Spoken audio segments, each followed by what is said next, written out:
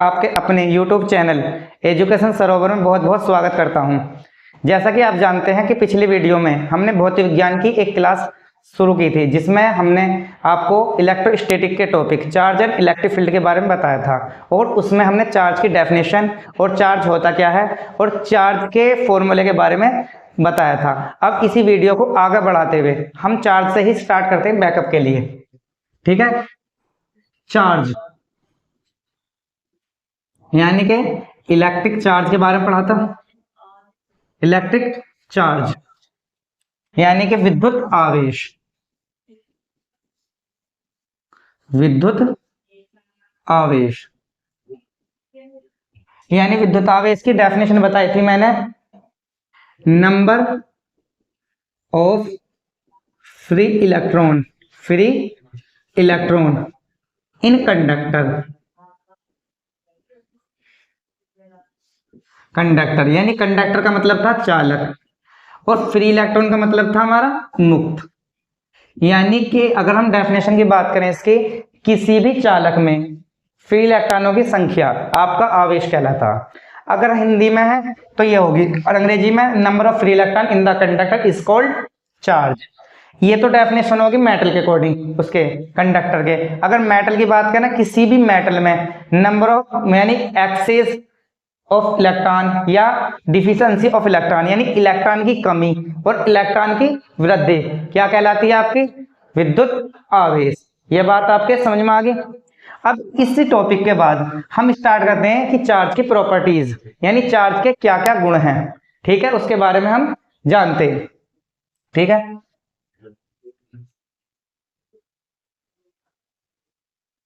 Property of charge.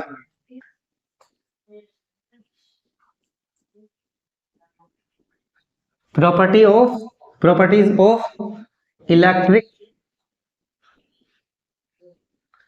Charge यानी कि विद्युत आवेश के गुण। विद्युत आवेश के गुण आवेश के गुण। तो अगर हम गुणों की बात करें तो इसका सबसे पहले और महत्वपूर्ण गुण क्या है? हमारा चार्ज एक अदिश राशि है, यानी कि charge is a scalar quantity यानी कि अदिश राशि। यानी कहने का मतलब मेरा यह है कि हमारा आवेश एक अदिश राशि है। अदिश राशि होती क्या चीज है, इसके बारे में जानने के लिए हमने 11वीं में दो टाइप की क्वांटिटी पढ़ी थी। कौन कौन सी? एक अदिश और एक सदिश। अदिश और सदिश की डेफिनेशन आपने पढ़ी थी। अदिश ये होती है जिनके पास दिशा और दिशा नहीं होती और परिमाण होता। ये डेफिनेशन थी अधूरी। लेकिन अगर हम इसकी सही डेफिनेशन देखें, क्योंकि अगर हम बात करें किस टाइप की पढ़ी थी, टू टाइप की पढ़ी थी हमने क्वांटिटी। कौन कौन सी? अदिश यानी कि स्केलर और दूसरी थी सदिश यानी वेक्टर। यानी कौन कौन सी? अदिश और सदिश। लेकिन हमारी डेफिनेशन जो कहती है, ये कहती है कि अदिश के पास एक तो मैग्नीट्यूड होगा, ठीक, प्लस डायरेक्शन होगी। ये तो हमारी अदिश होगी। यानी अगर मैग्नीट्यूड और डायरेक्शन, मैग्नीट्यूड का मतलब क्या होता है? परिमाण और इसका मतलब दिशा। अगर हम बात करें सदिश की, तो सदिश क्या होता? जिनके पास मैग्नीट्यूड प्लस डायरेक्शन, शॉर्ट में लिख दे रहा हूं डायरेक्शन, और plus vector algebra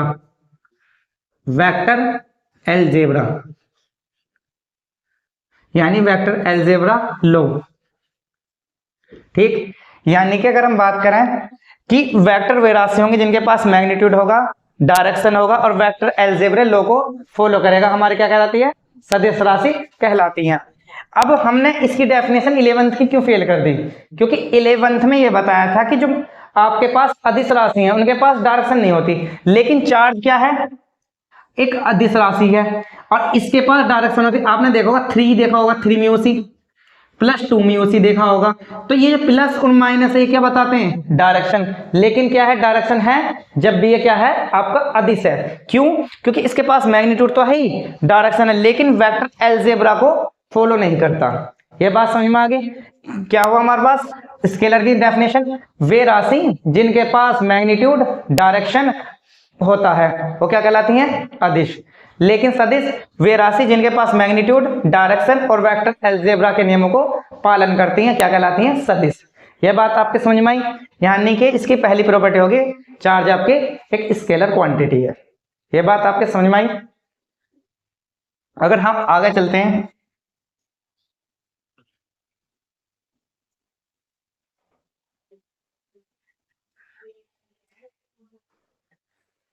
charge charge is exist in two form, two type form. यानी हमारा चार्ज जो है दो तरीके की अवस्था में ही अस्तित्व में रहता है। यानी कहने का मतलब यह है कि हमारा जो है, अगर अस्तित्व की बात करें, यानी अगर इसके अस्तित्व अस्तित्व यानी कि अस्तित्व की बात करें तो हम क्या कहते हैं, चार्ज हमारे दो अस्तित्व में टाइप में रहता है। किस टाइप में, या तो रहेगा नेगेटिव नेगेटिव और या रहेगा पॉजिटिव, या तो नेगेटिव या पॉजिटिव। यानी कि हमारा जो आवेश है, इलेक्ट्रिक आवेश की बात करें तो इसमें आवेश कह सकते हैं। आवेश दो फॉर्म में ही एग्जिस्ट करता है, या तो नेगेटिव फॉर्म में या आपका पॉजिटिव फॉर्म में। अब बात करते हैं इसकी मिनिमम और मैक्सिमम वैल्यू क्या हो सकती है। ठीक है, तो ये बात तो आपने समझ आएगी, नेगेटिव और पॉजिटिव में आ सकता, लेकिन ये नहीं है कि आप ये कह लो तीसरी फॉर्म नहीं होती कोई भी। ठीक है, रफ कर देता हूं इसे, समझ में आ गया। अगर मैं बात करूं इसकी स्मॉलेस्ट वैल्यू की,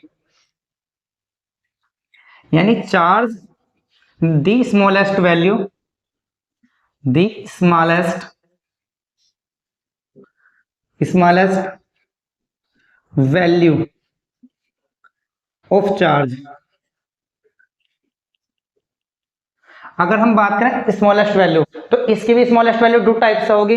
किस टाइप से होगी, टू टाइप से, या तो नेगेटिव और पॉजिटिव। यानी अगर मैं बात करूं नेगेटिव फॉर्म में किसके इक्वल होगी, यानी 1.6 10 की पावर माइनस के 19, ये कैसा होगा, नेगेटिव।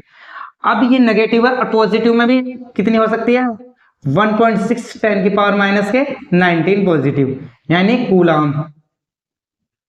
कूलाम ये आपकी कैसी है, स्मॉलेस्ट वैल्यू। कितनी, स्मॉलेस्ट। पॉजिटिव फॉर्म में इतनी रह सकते हैं, नेगेटिव फॉर्म में इतनी रह सकती है। लेकिन ये अगर आपको पता है कि चार्ज किसका है, इलेक्ट्रॉन का, यानी ये कितना है, नेगेटिव फॉर्म किसके इक्वल रह सकती है, चार्ज ऑफ इलेक्ट्रॉन। ये किसकी है, चार्ज ऑफ प्रोटॉन। यानी कि अगर हम बात करें इसकी सबसे छोटी वैल्यू, सबसे छोटी वैल्यू, छोटी वैल्यू का मतलब मान, यानी कि किसी भी आवेश का सबसे मिनिमम यानी सबसे कम वैल्यू होती है नेगेटिव और पॉजिटिव। नेगेटिव वैल्यू में इलेक्ट्रॉन के आवेश के बराबर, पॉजिटिव वैल्यू में प्रोटॉन के आवेश के बराबर होती है। ये बात आपके समझ में आई, इसका स्क्रीनशॉट ले सकते हो आप। ठीक है, अब बात करते हैं तीसरी प्रॉपर्टी की। अगर आपसे कहा कि इन्वायरमेंट में या आपके यूनिवर्स में चार्ज कैसा है, तो इन्वायरमेंट में और या यूनिवर्स में आपका चार्ज जो है कंजर्व है। कंजर्व का मतलब है ना तो वो चेंज होता, चेंज का मतलब ना तो वो परिवर्तन नहीं होता, इसलिए क्या है, कंजर्व है। ठीक है, ये बात आपको समझ में आई। यानी चार्ज जो है, द चार्ज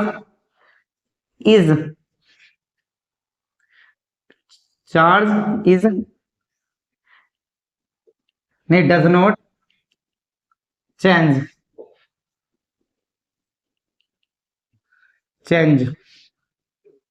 इन यूनिवर्स। यानी हमारे यूनिवर्स में चार्ज कभी चेंज नहीं होता, इसलिए चार्ज कैसा होता है, कंजर्व। कंजर्व का मतलब होता है संरक्षित, और संरक्षित का मतलब किसी भी चीज को सुरक्षित रखना। ये बात आपके समझ में आ गई, चार्ज की प्रॉपर्टी होगी ये, ठीक है। अगर हम बात करें कि चार्ज का मोशन किस तरफ से होता, चार्ज का मोशन डिपेंड करता है उसके साइन के ऊपर। अगर पॉजिटिव है तो नेगेटिव की तरफ डायरेक्ट मोशन करेगा, अगर नेगेटिव है तो पॉजिटिव की तरफ मोशन करेगा। देखो चित्र के माध्यम से समझते हैं इसको।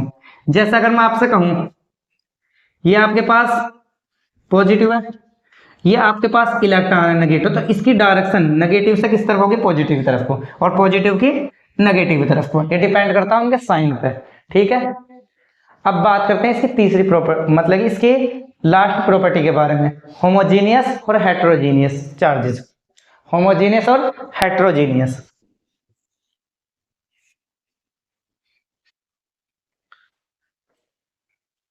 होमोजीनियस, होमोजीनियस, और दूसरी प्रॉपर्टी बताई मैंने आपको, हेट्रोजीनियस।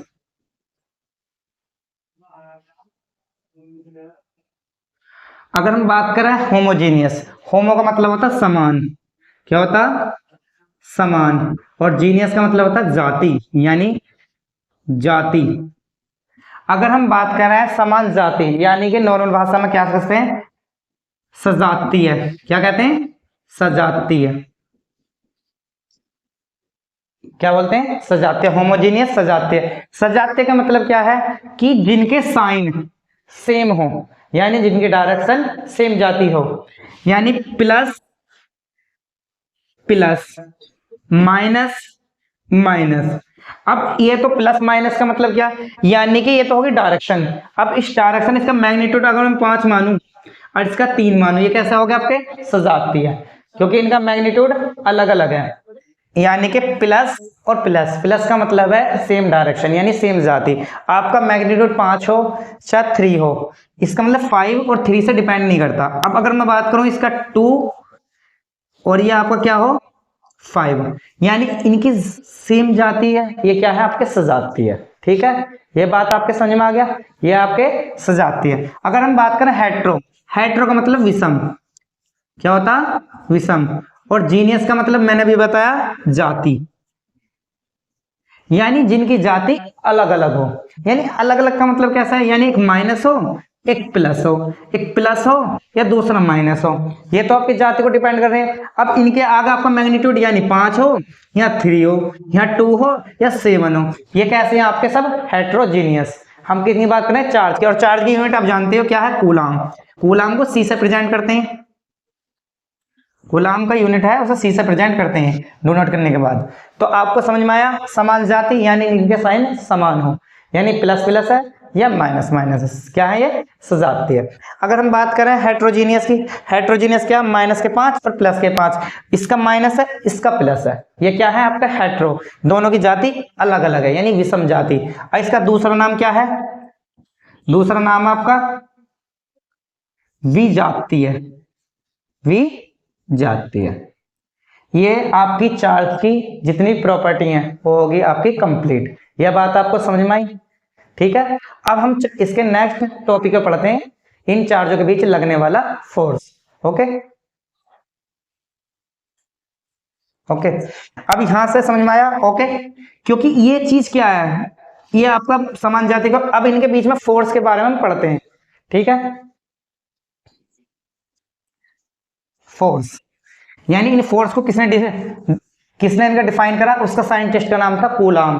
तो उसी फोर्स को डिफाइन करने वाले साइंटिस्ट के नाम ने एक आपने नियम दिया जिसे बोलते हैं हम कूलाम का नियम, यानी लॉ ऑफ कूलाम या कूलाम्स लॉ। क्योंकि ये तो आपका कैसा है, जीवित प्राणी है, इसलिए कूलाम्स लॉ बोलते हैं, ठीक है ना।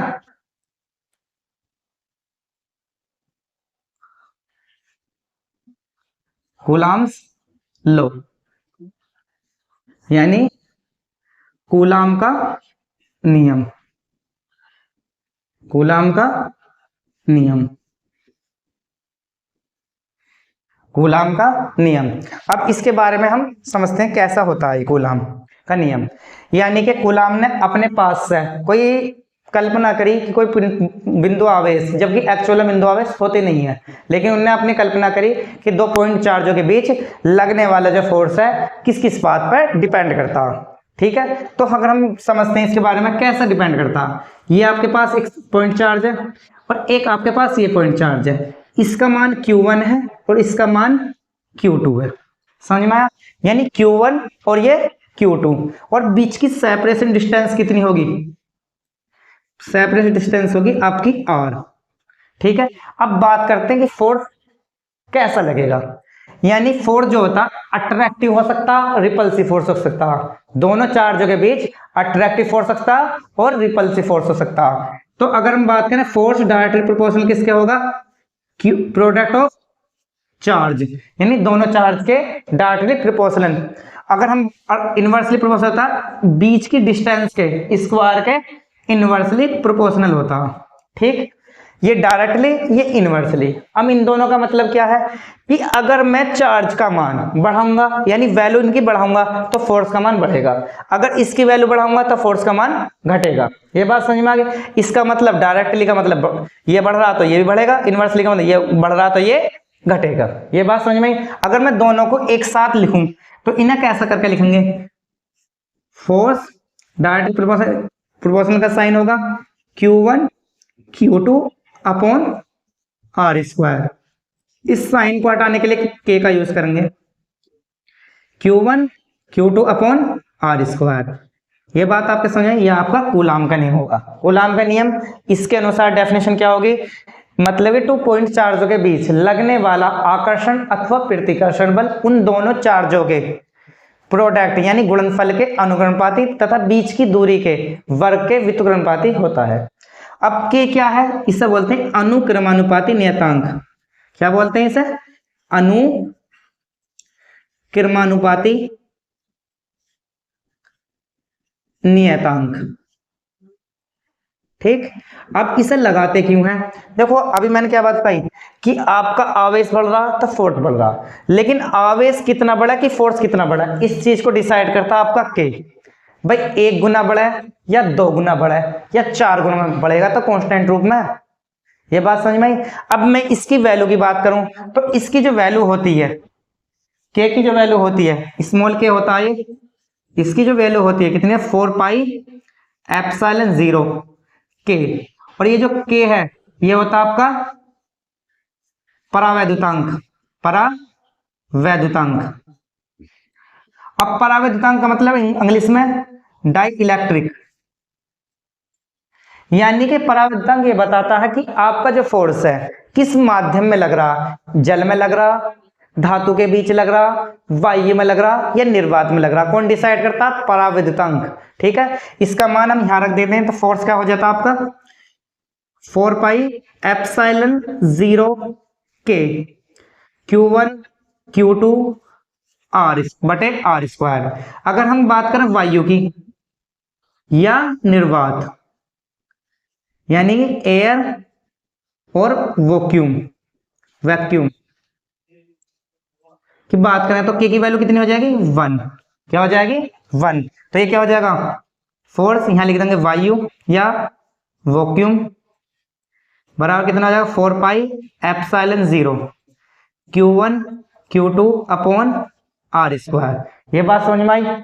अगर हम मैंने अभी बात बताई कि अगर k की वैल्यू 1 है तो ये आ गया, और मैंने ये बताई किसकी वैल्यू है? कांस्टेंट। तो कांस्टेंट होता तो उसका कुछ ना कुछ तो मान रहेगा, क्योंकि अभी मैंने बताया कांस्टेंट का मतलब ये है उसका 2 रह सकता, 3 रह सकता, कहीं भी हो सकता, लेकिन एक फिक्स वैल्यू होगी हर जगह। तो अब हम इसकी वैल्यू के बारे में जानते हैं कितनी होती है इसकी वैल्यू। ठीक है, रफ कर देता हूं मैं, ये आपने नोट कर लिया, एक बार स्क्रीनशॉट ले सकते हो उसका। ठीक है,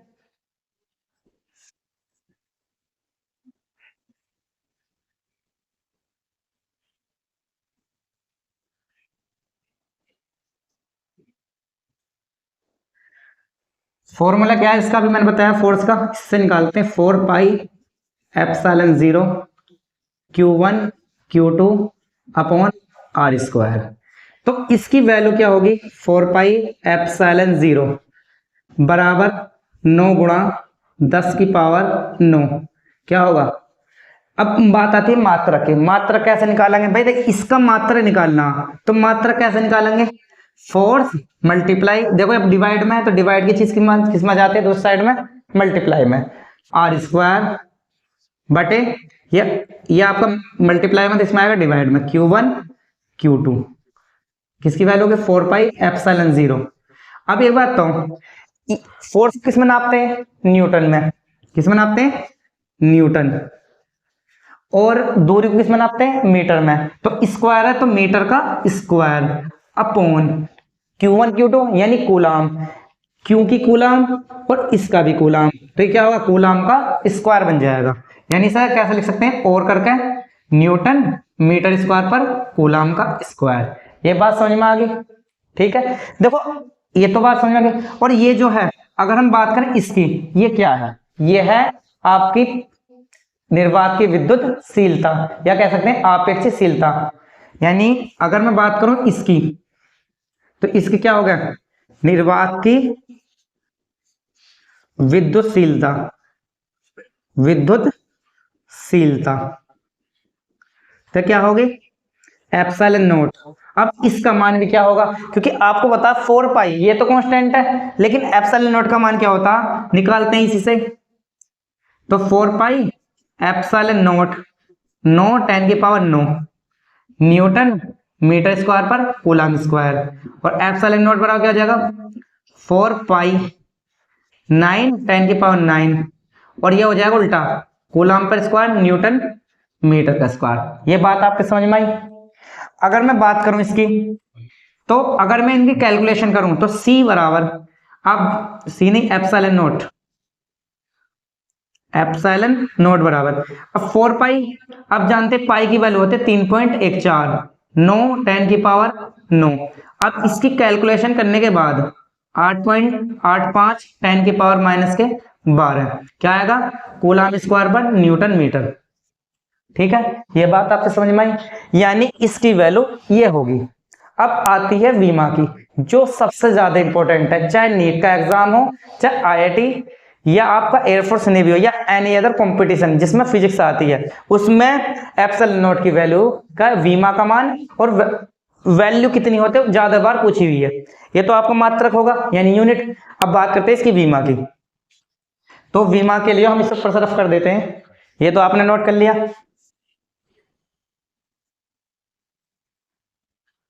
देखो हम मात्रक से ही बना देते हैं, तो इसका मात्रक क्या है? यानी कि यूनिट। यूनिट तो मैंने बताई कितनी? कूलम स्क्वायर पर न्यूटन मीटर का स्क्वायर, ये तो होगी यूनिट। अब बात करूं मैं इसके वीमा की, यानी कि इसी से वीमा बनाते हैं हम, डायमेंशन यानी वीमा। अब एक बात, तो कूलम की डायमेंशन क्या होती है? 80। क्या होती है? 80। अब 80 का क्या है? स्क्वायर। और न्यूटन मीटर, न्यूटन की क्या है? MLT-2। ये आपने 11th में पढ़ी होगी, फर्स्ट चैप्टर में। और m की वैल्यू क्या होगी? L स्क्वायर यानी मीटर की। और ये बात आपके समझ में आ गई? अब इसे सही से करते हैं, जिस तरीके से ये याद हो सके आसानी से। कैसे होती है? देखो, हम जानते हैं कि अगर किसी का बेस सेम है और मल्टीप्लाई में, तो उनकी पावर क्या होती है? ऐड हो जाती है। ठीक, अगर बेस सेम है और डिवाइड में है तो क्या हो जाती है? Minus x minus x. अब देखो आपका m में, चलो ठीक है, m दूसरा तो नहीं है, तो इसे करेंगे पहले 80 का, इस 80 का होल स्क्वायर है बटे m, तो ऐसे ही रहना। l की पावर कितनी है? 1, और यहाँ कितनी है? 2, तो l की क्यूब हो जाएगी और t की -2। अब मैंने क्या बताया कि अगर बेस सेम है तो अपोन में है यानी डिवाइड में है, तो क्या होंगे? माइनस। अब एक बात बताइए, ये तो आप m की वैल्यू कितनी है इसकी? 1। अब ऊपर जाकर कितनी हो जाएगी? -1। और l की कितनी है? 3, ऊपर जाकर -3।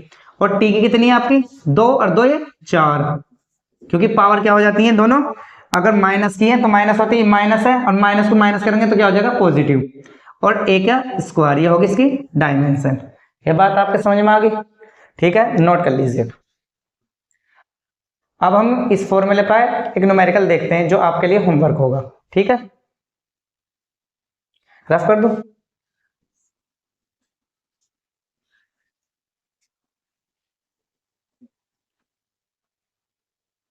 जैसा कि अगर मैं कुछ स्मॉल न्यूमेरिकल है, यानी छोटा सा न्यूमेरिकल, एक चार्ज पार्टिकल है जिसका चार्ज दे रखा आपका 1.6 10 की पावर माइनस के 9 कूलाम, ठीक है। और इसका दे रखा 5 गुना 10 की पावर माइनस के 19 कूलाम, ठीक है। ये बात आपने देखा, ये ये आपका प्लस है और ये भी आपका प्लस है, ठीक है। अब इनकी बीच की डिस्टेंस दे रखी है 1.0 कूलाम मीटर।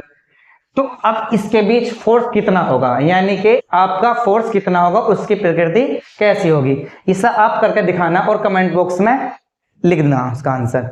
आपको वीडियो कैसे लगी, अच्छी लगी कमेंट कीजिए और सब्सक्राइब कीजिए। Thank you.